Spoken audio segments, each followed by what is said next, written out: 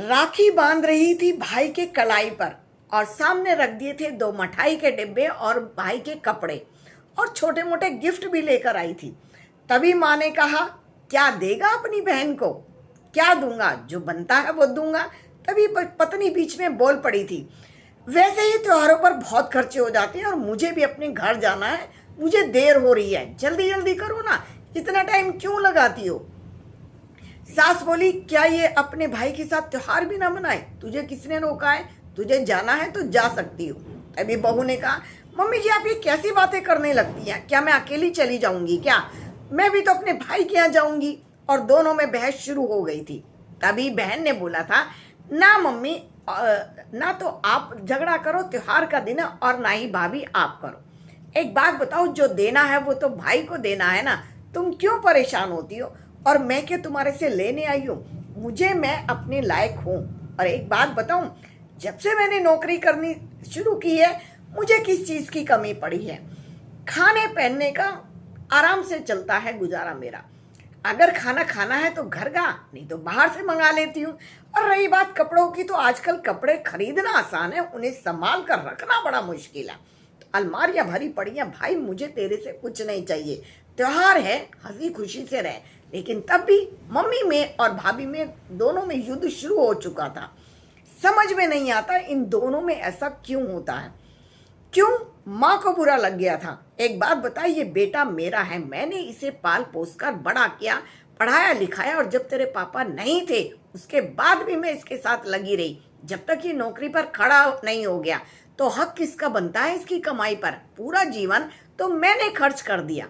उधर से भाभी बोली थी, मैं भी तो इनकी पत्नी हूँ, तो हक किसका बनता है? मेरा। मुझे ब्याह कर लाई है, मैं वैसे तो इसके पीछे चलकर नहीं आ गई हूँ, मैं इसकी ब्याहता हूँ, तो हक किसका? 7 फेरे लेकर आई हूँ इसके घर में, तो हक किसका बना? दोनों की दोनों में बहस शुरू हो गई थी त्योहार के दिन। तभी नंद ने कहा था, एक बात तो मुझे समझ में आ चुकी, तुम दोनों की बहस कभी खत्म नहीं होगी, क्योंकि तुम दोनों ही जानती हो कि भैया को कंट्रोल में कैसे करना है। जो इसे कंट्रोल में कर लेगी सैलरी उसी को मिलेगी। लेकिन ये अच्छा हुआ कि मैं किसी को कंट्रोल में नहीं करती हूँ, ना तो मैं अपने पति को कंट्रोल में करती हूँ, ना ही मैं खुद रहती हूँ।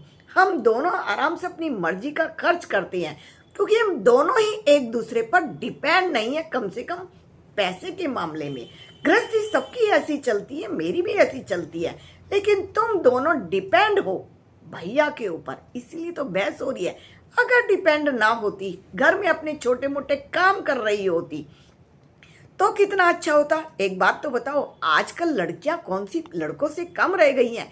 हर फील्ड में आगे हैं आज स्त्री पुरुष से, दोनों की दोनों समझ लो। टीचर भी हैं, डॉक्टर भी हैं, इंजीनियर भी हैं, पायलट भी हैं, मेट्रो भी चलाती हैं।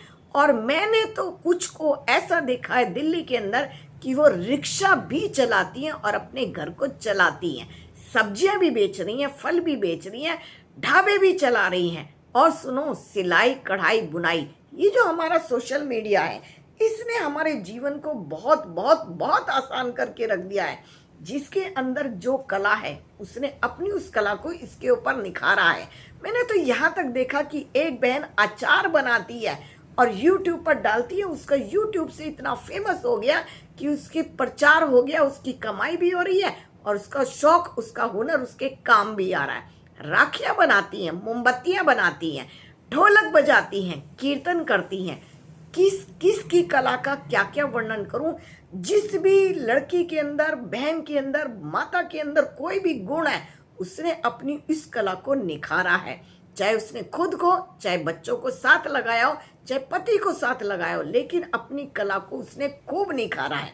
आप भी मुझे कमेंट्स करके बता सकते हैं कि आपके अंदर जो कला है, जो टैलेंट है, आप उसको कैसे निखारती हैं और कैसे उसे अपनी आमदनी का जरिया बना देती हैं।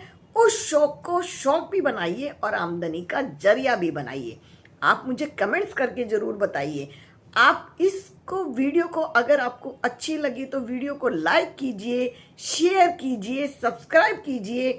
हंसते रहिए, मुस्कुराते रहिए, खुश रहें, मस्त रहें। जिंदगी को काटे नहीं, जिंदगी को जी कर जाइए। लोग कहें कि ऐसा तो इंसान हमने देखा नहीं जो जिंदगी को जी गया। लोग कहें कि जीना है तो इसके जैसे जीना है, और लोग कहें कि खुश रहना है तो इसके जैसे रहना है। किसी को ना इरिटेट कीजिए, ना इरिटेट होइए। खुश रहें, मस्त रहें, व्यस्त रहें।